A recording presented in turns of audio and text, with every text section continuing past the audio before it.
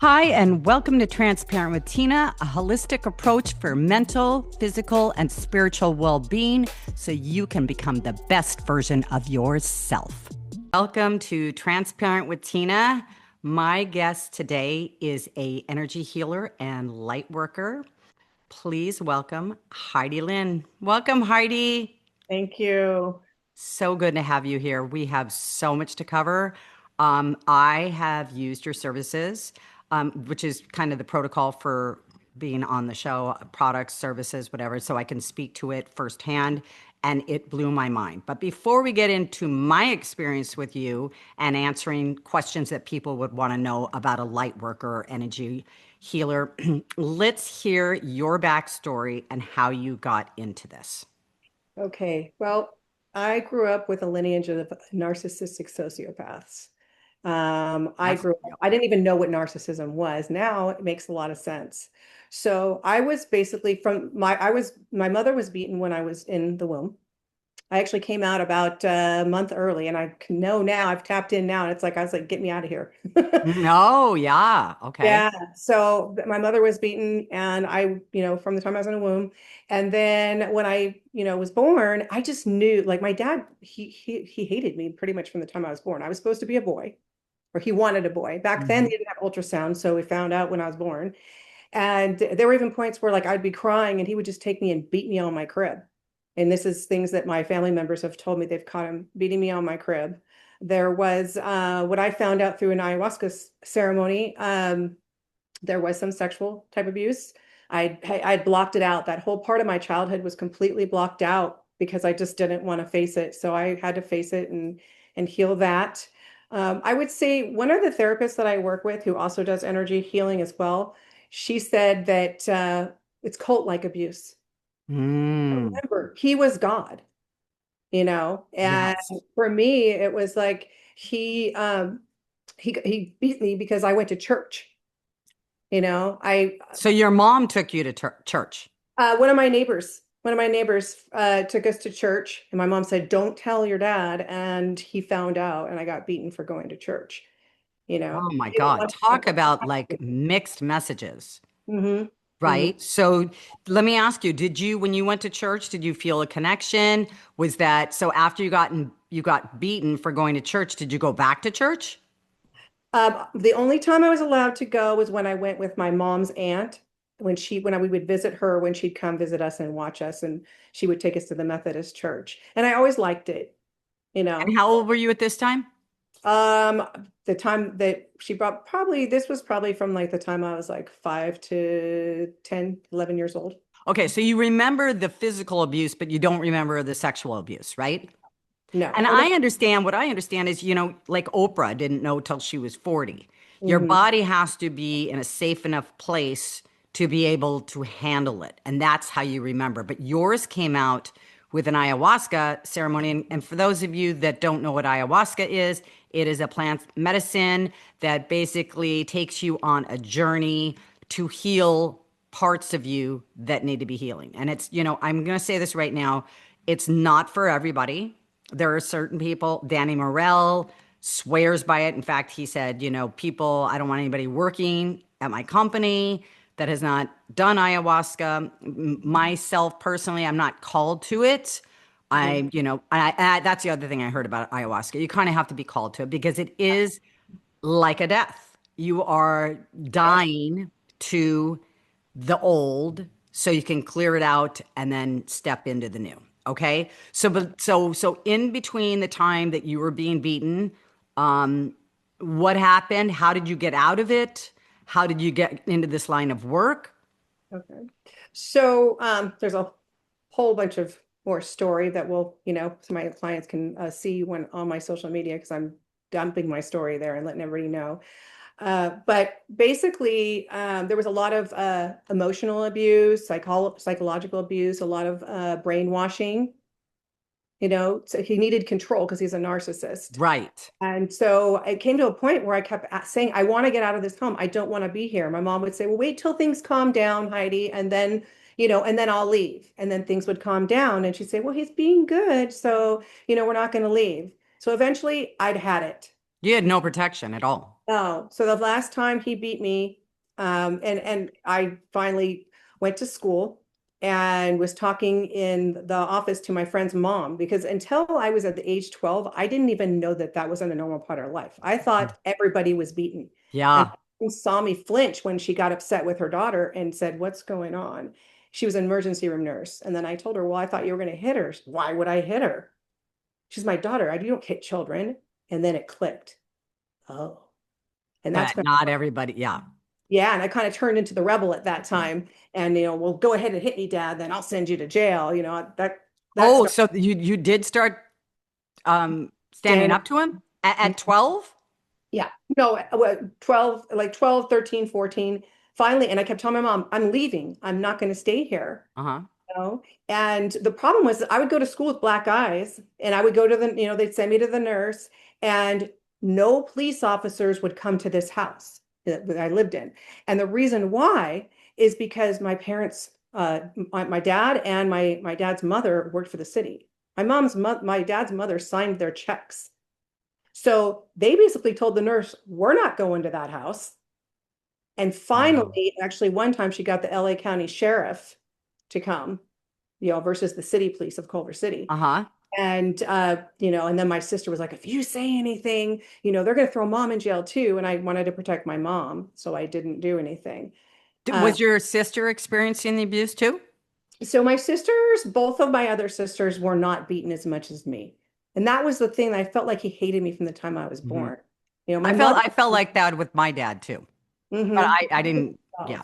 Yeah. I was emotionally abused. I mean, physically, slapped my face, but like Mhm. never broke any bones or anything like that. But you know what? I think I've heard this before. They say emotional abuse is harder because, the physical abuse that goes away.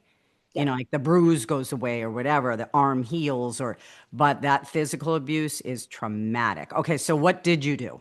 So you, So basically, I was there at school, and I was talking to my friend's mom, and the counselor heard me talking and came in and said, "Heidi, you're not going to your friend's mom's house," because she said it was a safe place if I was ever beaten.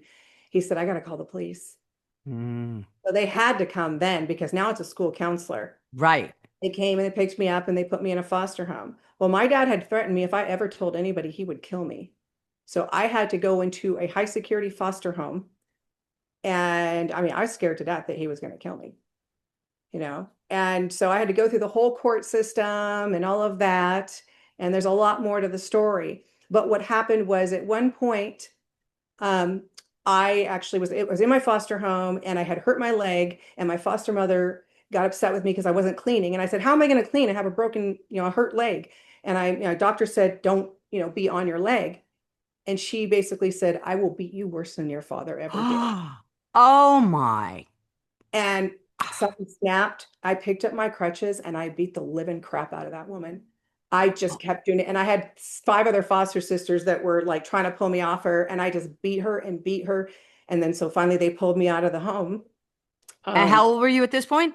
I was 15. 15. Okay. And so then I was sent to, I lived with my mom's sister and her family. And she took me in. So, I stayed there Is and that a safe environment for you? a very safe environment for Okay, me. Yeah, good. big Mormon family. My uncle and my aunt were so loving, and my cousins were so accepting. No one believed, though, that my father had done this because he was such a good narcissist that everybody saw the side of him that everybody liked. Mm-hmm. And then they figured it out through all my issues and my trauma. And then one day, my uncle, they had to send me to therapy. That was part of, me being in their home. He said, "I want to send you to this lady. She's a hypnotherapist, and she will help you." And I'll be honest with you, at that time in my life, I was completely suicidal. I was like, "I'm out. I'm done with this place. I Yeah. don't want to be here anymore." And one of my friends was one of the Crips in Culver City. And Mm-hmm. he basically, I had a hit out on my father. I was going to have him killed and I was going to kill myself. Done. Wow. And after the third session of this hypnotherapy, I didn't want to kill myself anymore. And I'm thinking, okay, well, if I don't want to kill myself anymore, if I kill him, well, I'm gonna end up in prison. Right. And I don't want to do that. But yeah, that's like a last resort. What did the hypnotherapy entail? What was she reprogramming in your mind under the sessions? It's hard to remember a lot of exactly what happened because you do go into a state of A amnesia. trance, yeah. Right. Hmm.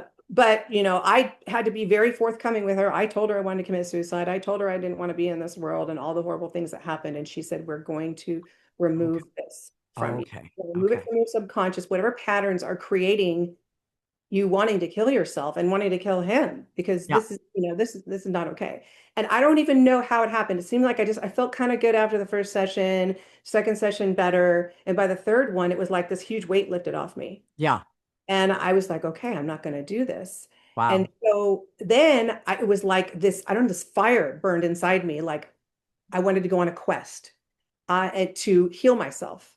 So I did like every type of healing modality. I mean, you name it. I've done courses. I've spent hundreds of thousands of dollars on every type of healing course, subconscious mind change, hypnotherapy, timeline therapy, NLP, all of that. Tapping, breathing. Yeah, Yeah, there's so many. Yeah. I mean, you name it, I've probably got a certification in it. Right. Yeah. Yeah. Right. And I was doing it to heal myself. I mean, I even did the thing where you break the boards and you walk across the fire, Oh, you and did. You did the oh walking yeah, across. I never understood how people did that and not get it's burned. But and that's with the that map. shows you how powerful your mind is. Mm-hmm. That people can walk across fire or broken glass Yep. and not be affected. I have a friend of mine that did that too. And it's like with Yeah. Tony, I think they do with Tony Robbins. Yeah. Yeah. Okay. It was a company that I started working for as a salesperson, and that you had to go through their whole program. It was kind of like PSI or whatever it was called, Rapport Leadership International. Okay. But yeah, so I did all these things, and I've always been on this search. I'm kind of a course junkie. Yeah. Me too. And then I've always known like I need to write a book about my life, which that's coming full circle right now. Oh, And great. I've always known I want to help these abused children. I want to help women. But I didn't know what it was. And In then what capacity? Yeah. yeah, yeah. And then I ended up creating, still recreating the same relationships, and with my marriage and with boyfriends and whatever. And it was 2019, the end of 2019. Uh, I would realize that I was living with a narcissist. I was going to say you manifested your father Hmm. with these relationships. Yeah. Yep. Hmm. And it was, I don't know, Let's like, go there for a second, Heidi, because people that haven't been through this would go, well, why would you pick somebody like your father? Okay. And I've done the same thing. Be hmm like, if you were so abused and not feeling safe, and why would you? And my understanding is that, you have this story about your father not being lovable. I have the same story in that way, not being lovable. And so you pick somebody like that person. This is all not conscious, it's subconscious. Like that person to correct the story so it has a good ending, right? I'm going to pick somebody like that. I'm going to make them love me. I'm going to prove that I'm lovable and all that, right? And narcissists do love bombing. Yes. Oh, God, I had that my whole And life. you feel so great, but then they find out all the little things about you, like the abuse and all of this, so they can Yes. use it against you later. So they Right. see what you need to make you feel whole and safe and secure. And then they Yes, and have that. let's talk about the love bombing there for a second. I know the show is well, it is about narcissistic behavior too. I used to love bombing. Oh Mm, my God, look how much finally somebody realizes how wonderful I am. And, yeah. you know, the more texts, the more phone calls, see, somebody finally recognizes how wonderful I am. But as you know now, and anybody that's watching, if you're getting love, that is the first red flag for me. Goodbye, no way, because that's their way of keeping you off kilter. Because if you're so busy taking in this information and being showered with love and gifts and all that, you don't you'll put any red flag over there because this stuff feels so good and they know it. They know they pick on people that emotionally they know that they can that are craving this, Mhm. right? Okay, so okay. Absolutely. And you feel so good about, and you're like, it's finally what I deserve. Yes, yes. But you don't realize that this is way too much, way too fast, Yep. right? I mean, everything that they're doing, they're feeding off of your energy and they're giving you exactly what you want. Yes. If they have because they're holding it in escrow because they're going to change it in for what they want at some point. They're going to, exactly. And you know what? My sister said this. She said, if people, the ones that rush in that fast, they Mhm. also leave that fast. And that is true. That's true. Oh yeah. I mean, Yeah. this guy was amazing. My friends all thought he was amazing. That's the thing. That was like with my dad. Everybody thought he was so amazing and he's not. Yes. And he was, and he was so sweet and nice and crying, don't leave me, don't break up with me. And when he knew it was done, he turned into a monster. Vicious. God, that's what I've heard. Horrible, vicious. I was like, what the heck? My friend's like, this guy will never leave you. Hmm. He worships the ground you walk on. Oh no. Not as soon as he knew that like he was Yeah, out. you were leaving. Mm-hmm. Yeah. But if he didn't know you were leaving, you think it would have, then he would have just, yeah. They don't want you to have friends, anything like that. Okay. So, Oh yeah. I yeah. remember it was probably maybe like 6 months before I finally booted him. I was looking at my phone one day and I'm thinking, all my texts and all my calls are from him. I was like Mhm. total, He had isolated you that yeah. much. Yeah. I had so many friends, and I was so They outside. always have a reason. Oh, you don't need that person. What is that person? They talk them down. And you know what? You're so in the loop now. That's like the life jacket that you've been waiting for your whole life. So Mhm. you're going to listen and obey. Okay. So how did you get out of it then? So I'd had enough and I told him, get out. And like I said, and he went psycho. Yeah. And finally he left. I mean, I literally had to take all of his stuff and and we had his kids were living with us. Take all of his stuff from anywhere in the house in our bedroom, and I just put it in to the spare bedroom when he was gone the next day. And then he came back, and I said, "Your stuff's in the room. Get out." Hmm. And there's so much stuff that we went through, and I look back now, and I'm like, "Why did I put up with this?" Because I was conditioned to Because put up with this. you were craving this, right? At least he was being nice to you. Your father was never nice to you. So it's like, I call that breadcrumbing too. Yeah, You're mistaking a crumb for a cake, yeah. right? Absolutely. Yeah. And the red flags were all there. All the time. All the All of entire them were there. yeah. But you didn't Started really you didn't have any tools at yeah. that point. You didn't really have any tools. I mean, and there's one thing taking a course, Heidi. Like I don't know if this happened to you, but like I understood it in my head, but to make that connection from your head to your cellular level and your heart are two different things. You could have every course, read every book, you understand it, but you Mhm. still keep going through the same behaviors until you change the neural pathways in your Yeah. mind. Rewrite a different story in your subconscious mind because it's not conscious really that you're doing this. You are run by your subconscious. Yeah. So that brings me to one of the things that I talk about that a lot of people don't know about, which is called developmental trauma disorder. So a lot Tell of me people about that. have PTSD from their childhood. It's not PTSD. PTSD is maybe like a veteran, of the war comes back. He had a great childhood, loving parents, everything was good. He goes to war and sees all this, death and destruction, and he comes back and and then now he has post-traumatic stress disorder. It's something that happened, an event or many events, but you've already gone past your developmental years. Developmental trauma disorder happens from the womb to age 10. Yes. You are, as your developmental, in your developmental years, so your Yes. entire consciousness, your being is built on this abuse. And what Yes. happens is, okay, so it doesn't matter if, like, when I wanted to have my father taken out, it doesn't matter if they're dead. It doesn't matter if they're not in your life anymore and you're in a foster home. You are still living and recreating that in yourself, and you're searching out for people because it's familiar to abuse. Yes. You Yes. actually you're literally wired. You Yes. Love is, abuse is actually love. Yes. Because that exactly. And there's a couple things I want to point out there. First of all, in case I want to just reiterate what you just said. So from like 0 to 5, most of your beliefs are in place. By Yes. 11 years old, all of your beliefs are in place. So if you've been living with trauma and abuse and everything, that is Yes. everything. That's all your beliefs are. are based around that. So you either move forward in your life, keep creating the same scene, which is the familiarity part, which is, I was just having a client call today, and I was saying that she was like, I just can't bring myself to do this. I just can't, and I said, it's because you know what? The things that you're pushing away and saying, I'll do that later, it's because your brain is always looking to conserve energy.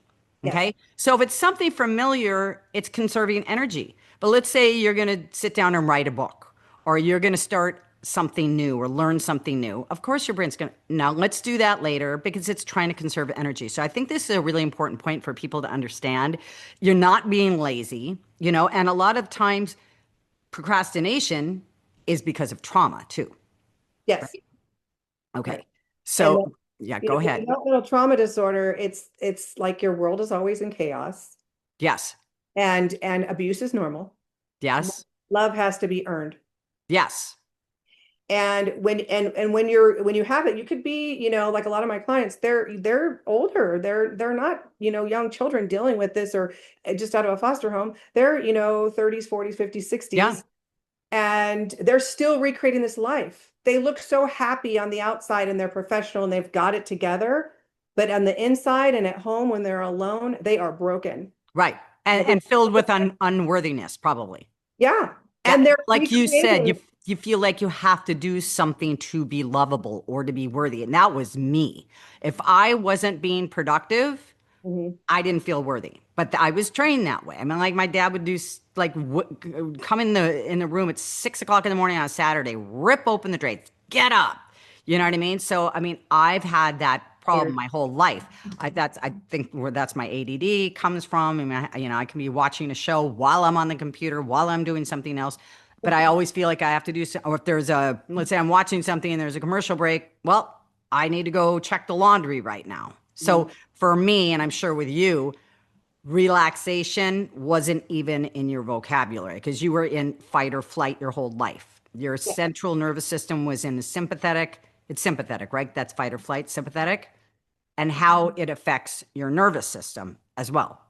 Yeah. I was always walking on eggshells. I Me can too. remember a time when I was young. I'd come home and Mom, his dad, got a meeting tonight. He's going out, and he'd usually be out till 2 in the morning at the bar after the meeting.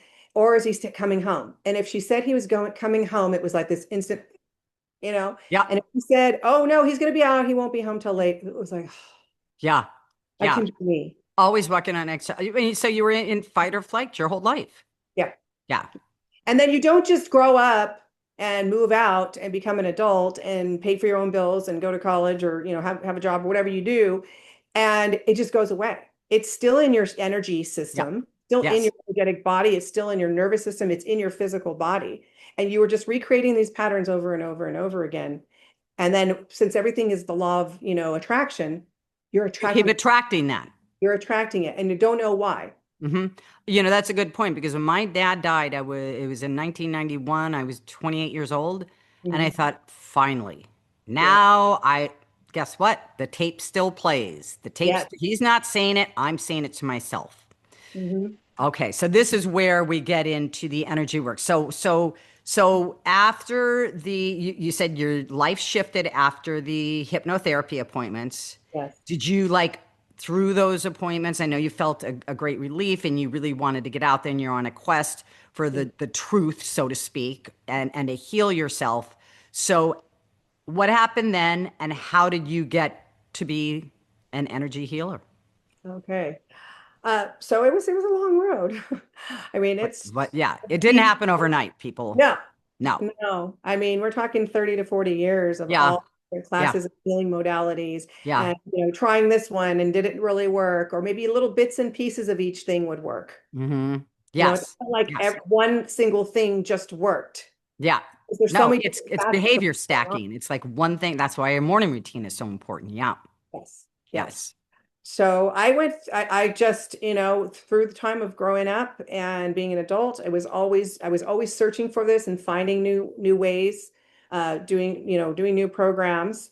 And I will tell you, it was the part that really changed my life is I was still really in these patterns, even though I'd done a lot of work when I was probably in my early 30s.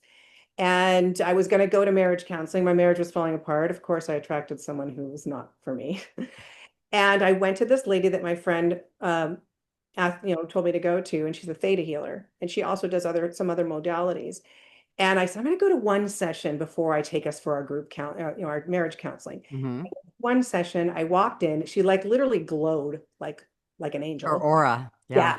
And then after that, I mean, after that session, I felt this huge weight lifted off me. It was just, I mean, amazing. And I said to her, you know what? I'm actually going to work on me. I'm not bringing him here. I'm going to Yeah. spend my money and I'm going to work on me right now. And what that did, that healed my relationship with boundaries because I didn't have any, Mm-hmm. apparently. Mm-hmm. I mean, I remember setting boundaries with my dad, and he would get so upset. Sorry, on the phone. Yes. Don't treat me that way. Goodbye, and I'd hang up. He'd call back. That's when you know that you've crossed over. I'm telling you, when there's no emotion involved, it's indifference, Yeah. and that's my benchmark every time I come up with a challenge Uh-huh. in my life now. I just go, wow, I applaud myself. You wouldn't Yeah. have done that 3 years ago. You wouldn't have done that 2 years ago. You know what I'm saying? And so I think this is important to bring up to people because everybody wants to go from A to Z. It doesn't happen that way, but you need to applaud yourself for the small steps. And Yeah. those steps are, instead of being reactive, responsive, and being detached. So you were healing your heart and started putting all that energy in yourself. And let me just say, I would say, I've said this so many times before. Everything that we're kind of taught, it's like backwards. Okay. If I do more, if I am more, if I lose weight, if I'm this, they'll love me more. Okay. Mhm. No, it's about loving yourself. Okay. So you're whole and that you're not missing anything inside of you that you're trying to get out of somebody else. That was probably the biggest thing for relational for me. Yeah. Because once I got there, it's like, nothing rocks my boat. And I was considered an anxious in attachment styles. I'm a secure now. You Yeah. know, Same. everything used to make me anxious if I liked somebody. Oh my God, if they like me. Now it's like I'm so secure. It's like I also know if it's meant to be, it'll happen. And if it's not happening, it's not for my highest good. Yeah. Take it or leave it, right? Take it or leave it. Right, exactly. Yeah. So you got into the healing part of it when? At what point? After I did probably like maybe 6 months to a year of healing with her, and so much was going on. I was attracting the right clients for my business. I was healing stuff with my husband and knowing that I needed to get a divorce. There were Hmm. so many things that was going on. And she actually said, why don't you take one of the theta healing classes, which is basically subconscious mind change. It's also a little bit of energy work too. Okay. So I started taking classes with her, and she told me, and this was oh gosh, 2007, I think. She Hmm. said, you are meant to work with women. You are going to work with women. You're going to help heal women. Hmm. I know it. And I actually, that was my first time I got my Theta Healing certification. I did that, many changes in my life, divorce, all of that. I still continued to do more trainings and such. And I was working in real estate and I was kind of just doing that and didn't know how this would fit in, but I knew it would fit in. It was always calling me. And then after I broke up with the narcissist in the end of 2019, I went to a theta healer to help me work through what happened with that. And that's where I learned about what narcissists are and took a lot of classes and understanding on that. And I redid my theta healing certification and I started doing other healing certifications. And then what happened was I did my very first ayahuasca ceremony in, I believe it was 2021. One of my Hmm. friends I'd known for 25 years, whole life changed. And she's like, girl, the medicine's calling you. You got to go. Mm. And I went, and what I was given in that ceremony was quit the job that I was doing at the time, was Mm. the construction company and was being abused. Just another relationship I brought in to replace Yep. this one. Yep. And other things they brought in about what I'm going to be doing and healing work, and I didn't listen to it. You I did. went around my same thing. I was living in Newport Beach, having fun, doing this and that, staying in the, matrix, right? Right. And so spirit's like, okay, this is gonna hurt. Uh, and I basically had a huge dark night of the soul, huge Okay. dark So night. I had that. 2 years ago. So you want, let's explain, why don't you explain what the dark night of the soul is? It's like your entire life falls apart. Exact. I have never been so anxious or depressed. I mean, I've said this on episodes before. I was looking at my doctor crying, going, put me in a mental hospital. Yeah, I actually had, I woke up one morning and I couldn't see, I couldn't talk, I couldn't hear. I was shaking, my whole body was shaking. And I kind of crawled out. My roommates saw me and they're like, what's going on? And they got a hold of my friend and she came and stayed with me for a couple days. And she was like, first of all, you need to quit that job. Because I was working a job at the time, that the abusive job. And that's kind of what the little catalyst, the straw that broke the camel's back, right? Mm-hmm. And it took me a while to kind of get better. It took me about a year. Basically, what happened is I had what the doctors call a nervous breakdown. Yep. But to me, it was complete death of my entire ego, my entire self of who I was. Yes, that's exactly, that's what I felt too. But I, you know, I, they say a breakdown is actually a breakthrough. yes. I mean, there I was, mean, no, I wouldn't wish it upon anybody, but I'll tell you one thing. I would not be where I am if I had not gone through that. yeah. No, Everything I'm is so stripped grateful. away from you. People, everything. It's like, And your yeah, brain, like my mind, like I couldn't even function. I almost burnt yeah. my place down a couple times trying to cook food because I couldn't, put food in the oven and go wash my face at the same time. I mean, it like totally just remember in the day when you would want to erase a tape, you would take a magnet. Yeah. Basically happened to me in my entire reality. Yeah. It's all of a sudden like, who are you? For me, it was my son becoming an empty nester. And then it was also this guy that I had been seeing. He moved away. My son, I became in 1 week. And I think it was really more my son because it was like, who am I if I'm not a mother? My Yeah. whole identity in where I praised myself and everything else was being a mother. And now who am I? I was so fragmented and just it's like a bomb blew up, and Yeah. you have to kind of gather yourself back Hmm. together and put yourself back together because but it was the best thing in the world because you know what? Being detached from yourself is the worst feeling in the world. It's like I remember feeling like I wanted to jump off myself anyway all the time, right? Yeah. And now it's like I can look at myself, I hug myself, I love you, Tina. Nothing is coming before me. And a Yeah. lot of people that's selfish. And you know what? I call bullshit on that. I'll tell you why. Because when you're good to yourself, you can be there much more for everybody else. If you can't be there for yourself, Hmm. what are you really giving to your child or your spouse or your community or anything else? Yeah. When people call you selfish, that's narcissism right there. Yeah. You're not But doing we've been for taught that though, Heidi. yourself. What's Mhm. that? You're saying you're not putting me first over you. Exactly. I have to put my oxygen mask on first before I can help you with yours. Right. It's selfish. And we become such people. I was talking about this on another episode. We become such people pleasers. That's also not honoring yourself. Oh, well, what happens if they're mad at me or they don't like me? I mean, when you're traumatized, that really triggers you. Yeah. And now it's like, we all know what we need to do. Yeah. Okay. People that are in denial still know what they need to do. They could sit there, I don't have an alcohol problem, I don't have this problem, or I don't have, but they deep down, they know. They know. Like Everybody. they don't know. Yeah, they do.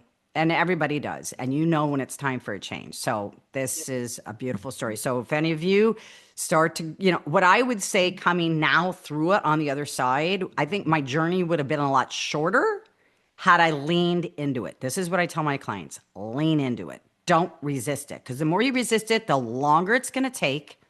Wouldn't you rather get through this quicker? Yeah. There's a fear Just behind that. surrender.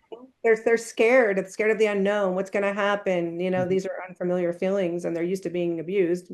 There you and that there you go, the familiar again. Okay. It's like what is that saying? Sleep with the devil that you know rather than one that you don't know, right? Exactly. It's like, well, at least I know this person, even though you want something more in your life. There's always a risk, but when you're coming from your heart and you're coming from your truth, the universe does not God, universe, whatever you want to call it, does not let you down. Just like when you started getting into this work, clients started showing up, Yes. right? That's another way you're getting on track with your truth, right?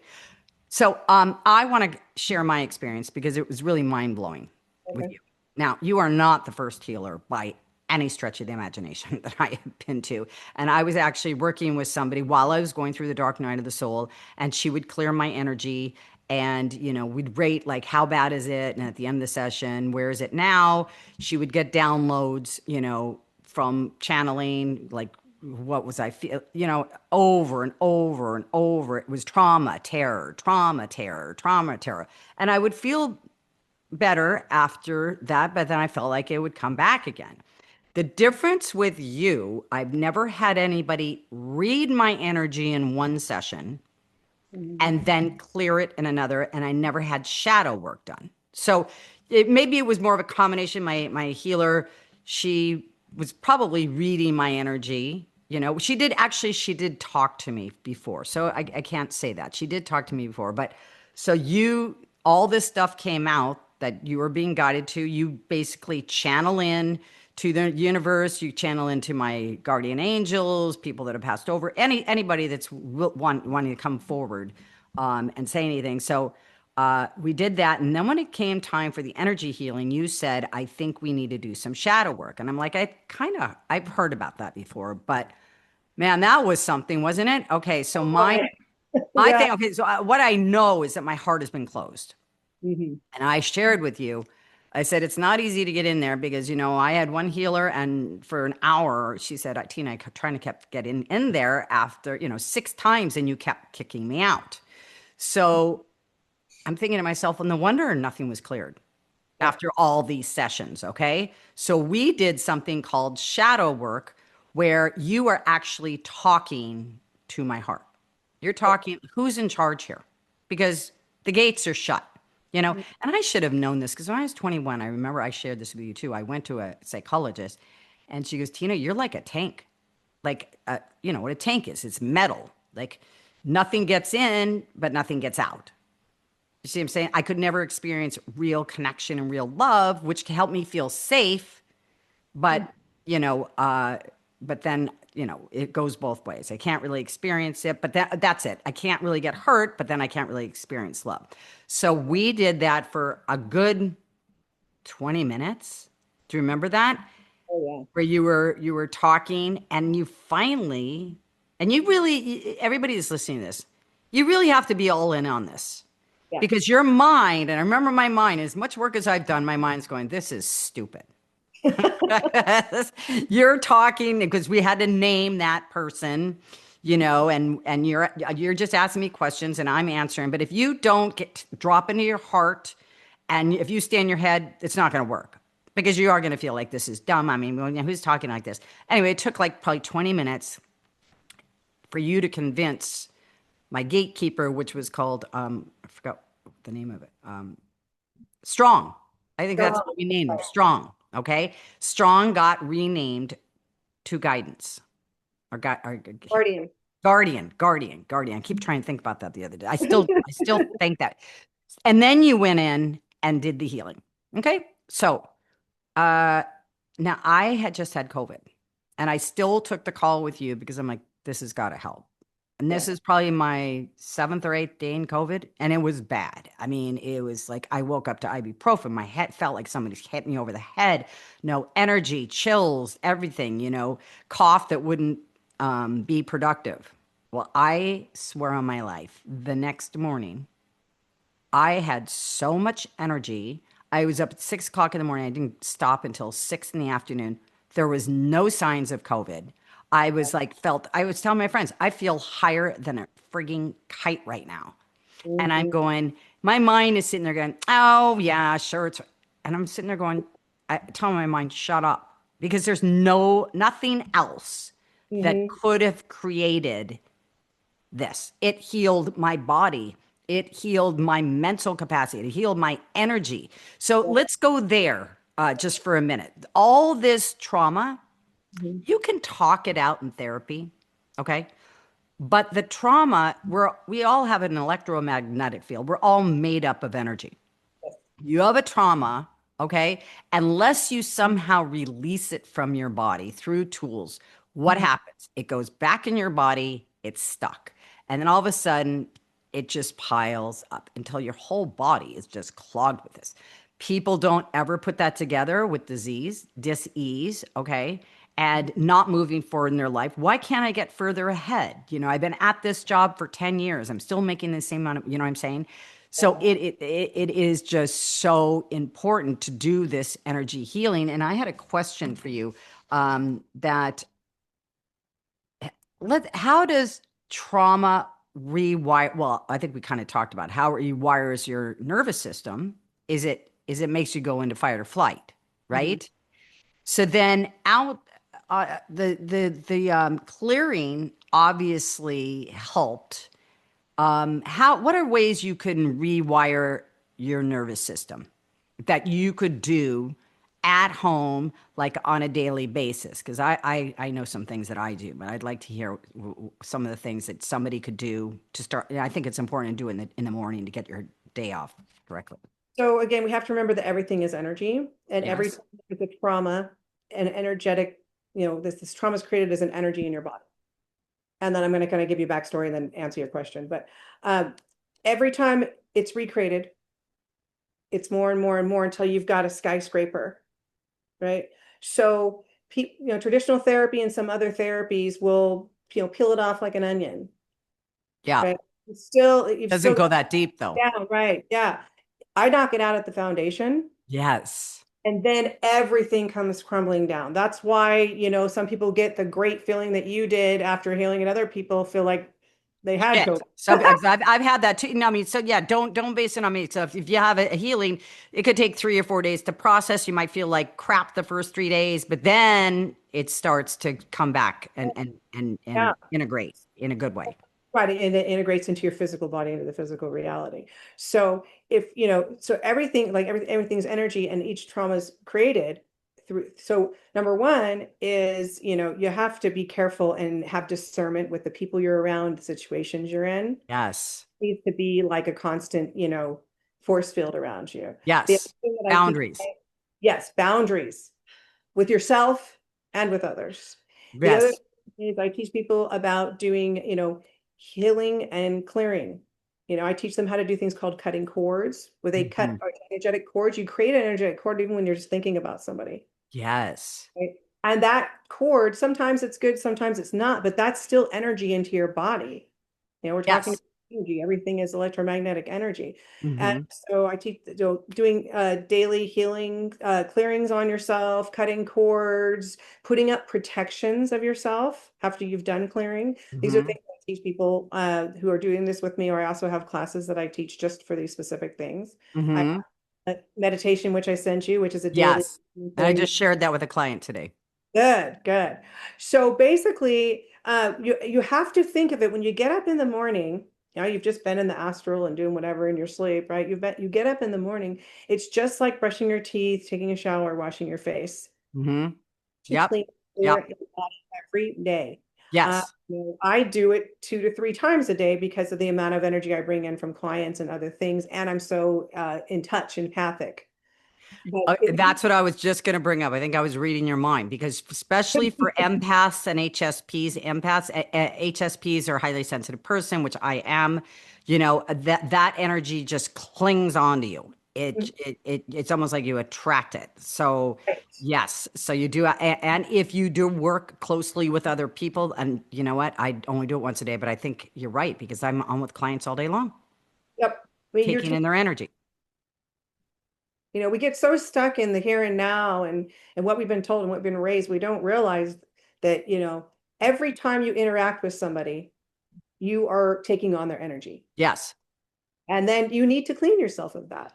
I have to do a whole process after every reading and healing and stuff, but every single time, but still, morning, noon, and night, I'm doing a clearing and cutting cords and all of these things to clear my energy. So it's me.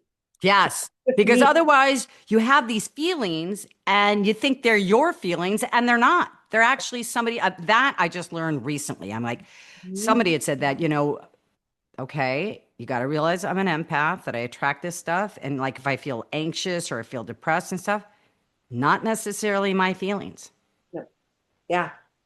And to know what's your and to have the discernment to know what's yours and what's not yours. When something's coming in, like take time with yourself. I think most people love to just react. They don't And take, distract themselves from what they're feeling too. I yes. don't feel good. Let me go distract myself. Let me numb myself. We Yeah. all do it. I'm not going to say I don't do it. Mhm.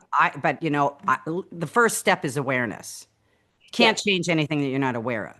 Yeah. So that's where you would begin. That's where somebody would begin is just becoming aware, tuning in, Mhm. saying, this is my frequency, this is my world, and really start honoring yourself, practicing a lot of self-care and compassion and patience. Absolutely. It doesn't happen overnight. And honoring your small wins. I think it's a great practice at the end of the day is write down everything that you did well that day and Yeah. also things that you could work on. Yeah. You know, Things you're grateful for, yeah, you know. because otherwise, what do? We just clobber ourselves. We Hmm. don't honor, we do 10 things and nine of them are great. One of them's wrong. Our mind goes to the one Yeah. thing we did wrong. So, The um, worst critic. We always beat up ourselves. And that's again, I think that's conditional with society, but also when you've been abused, you have developmental trauma disorder, that's just a norm. You have to, the people need to like have grace, love yourself. yes, exactly. I mean, I have a friend that never beats up on herself. And Yeah. that's because she kind of had that perfect childhood. I mean, always was supported, always was loved, never Right. pushed that hard, so she's really late. He's not the opposite of me. I'm like, get out of bed, girl. But okay, so how do people get in touch? Okay, so you've got the 1 hour energy reading and the 1 hour energy clearing, and the promo code for that is Tina25. Actually, the promo code Tina25 offers on any of your products and services, Yeah. correct? Okay. Tina 25. If you go to the link that you'll have for my booking site, uh, Yes. healist.com, they anything that I do, you're going to get 25% off. And I have some, 3 month and 6 month long problem programs, things like that. So 25% off for Tina 25. And then I have a clearing and healing. So it's 1 hour of clearing, 1 hour reading, sorry, and 1 hour healing. When healing, yeah. And that's a package promo. It's basically like a 2 for 1. And, Yes. and I'll have that link for you as well. So it'll be below the video. Do you think that would be the place for people to start? I would think that would be the place for people to start to kind of clear their energy. And then if they wanted to do a course for 3, because you kind of got to be clear to be getting into something even heavier, correct? Yes. Yeah. Yes. So I would say that. Can you give our audience any like 3 takeaways that they could start on? Like if they listen to this tomorrow, they can just start any 3 takeaways like that they can start in the morning doing to help raising their energy, start honoring themselves, some self-care tools, anything like that. I would say number one, the free energy healing and clearing meditation that I offer. Okay. You can do that. I'll get you the link for that so we can put it below. Yep. That's great. Yes. All my clients use it, but it's also offered to anybody. And it just really it clears you, it cuts cords, and then it brings in energy to set you up for your day. I know most people say it feels like a bath, it's really good. And and if you keep doing it every day, I've had people say that they just feel better and better every day. It's like Yes. it's that, energetic cleansing that they're getting every morning. It's 10 minutes. So you could do it, And yes. Think about it as a computer. You've got too much in the computer. There's no space for anything new. yeah, So when if your energy fields and your chakras, because my root chakra was blocked, I think it was Mhm. my sacral chakra that was blocked, and my heart definitely was blocked. Oh no, my crown was muddy. Yes. Yeah. So, yes. So just think about it. You're creating space to bring in things that are new because if you're clogged up with bad energy, you can't help but attract more of that. You Yep. you can only attract what you are, Absolutely. unless it comes to a narcissist, because if you're an empath. So I've thought about that. I'm like, well, I'm not a narcissist. Why would I attract that? I was just prey. I was Mhm. prey because I wasn't standing in my power. So I was like free game, Oh yeah. right? They And that's the other thing. instinctively know. What's that? They instinctively know who they can, And attack. I was at Target for a long time. And even if not, even if they're just like, oh, hey, she's cute, I think I'll take her on. Yeah. All of your trauma and all of your patterning is just gonna hang right on to them if you haven't healed. Oh, yeah, I know it. I You know know, it. now it's like I even get one little tiny red flag and it's like, Yeah, bye. me too. And I don't even feel any emotion attached to it. I'm like, nope, sorry. It's not Yeah. even like struggle because that's a lot of the suffering is the negotiating with yourself. Yes. You know what I mean? There's no negotiating with me. I go, you know what? Is this for my highest best and for Mhm. my, and you know what? Let me say one more thing. Oftentimes, when you've gone through the dark night of the soul, or let's say like this, the deeper you get, you're going to be faced with challenges, which are just lessons from the universe going, okay, did you pass that test? Because if Oh yeah. not, I'm going to bring it right back to you, but it's going to be a different situation, a different person. Have you know Mhm. you've noticed that, right? The Oh same gosh, yeah. lesson. It's just like school. If you Hmm. don't pass the exam, you're not getting into the next grade. It's the Yeah. same thing. Yeah. I always say I think I signed up for the AP course in life. The What's you know, the AP course? they want to give me everything hard. It's like a Oh, 1,000% versus 100%. yep. It's like oh my gosh. My guides are they're pretty rough with me. It's like, oh, Me too. But you know what? They a also, my mom really always hard says, one. yeah, but they also know that my mom always just said, God doesn't give you more than you can handle, even though it appears so. I mean, it's almost like he picks his best students, and Yeah. especially if you want to go into something like this. And, I've said this before, I really feel like your mess is can be your message. And that's what it is for you. That's why I help people is because of the drama I went through. I want to. So if you're going through something challenging like this, just hang in there, you guys, because you know what? The challenge, you will get to the other side. And then you know what? That's oftentimes how you find your purpose, Yeah. which is different than a career or just making money or being successful. And then everything is in alignment. And Everything is in alignment. Yep. that's actually my clients. My clients are the ones they may be, most of them are successful women. But they just know that there's something higher for them. They know Hmm. they're meant to do something else, and it's this knock at the door, and life is falling apart. And I'm able to go in and read them, find out their blocks, find out their highest purpose, and then we're able to clear it and bring them in and bring them to a vibrational level where they actually all those things start happening for And them. it starts falling away. Mhm. All All of those things when you start stepping into it. There was a woman that I just interviewed, and we were talking about this because she was talking about alcohol. If you're using a lot of alcohol, she has this course instead of abstinence, it's about just kind of her guarantee is that you'll by the end of the course drink 80% less. And I do believe that the more that you heal, this stuff just naturally falls away. We cling on because we're so scared and we're so filled with trauma and we don't even care if you're ruining your body or whatever it is. But that. once you start to heal, you do care and you start to look at it from a different light. So, Actually get to a vibrational level where alcohol does not serve you. You don't like it. It makes you dizzy. You don't feel good. mhm. I've gotten to that level. I'm And not at that level yet. yeah, I mean, But I will you know, say there yeah, was a point that I was like, I have to have a drink at the end. It was like, it was just absolutely. to calm and soothe myself. I wasn't like I was waking up with a hangover. In fact, I had my first hangover the other day. That was lack of sleep, not enough food, and Oh, and too much alcohol. Even though it was a fun night. But anyways, so yeah, again, progress, not perfection. absolutely. And then we need to stop beating ourselves up. We need to do massive forgiveness to ourselves, Yes. and then you can forgive others. That's Exactly. the Exactly. practice I And I talk. think that's a great note to end it on. If once Mhm. we forgive ourselves, all that's going to fall away too. All your resentments are going to fall away because the Yeah, resentments stem from not honoring ourselves, right? 1,000%.